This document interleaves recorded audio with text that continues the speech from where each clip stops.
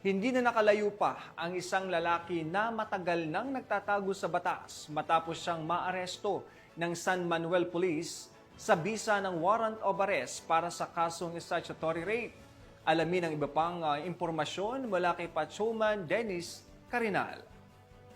Arestado ng mga tauhan ng San Manuel PNP ang isang top 1 municipal most wanted person sa Barangay Gisit Sur, San Manuel, Pangasinan, habang kinilala ni Police Major Tristan George P. David, hepe ng San Manuel Municipal Police Station, ang akusado sa pangalang alias Larry, 56 years old, residente ng Sonto, Barangay Flores, San Manuel, Pangasinan.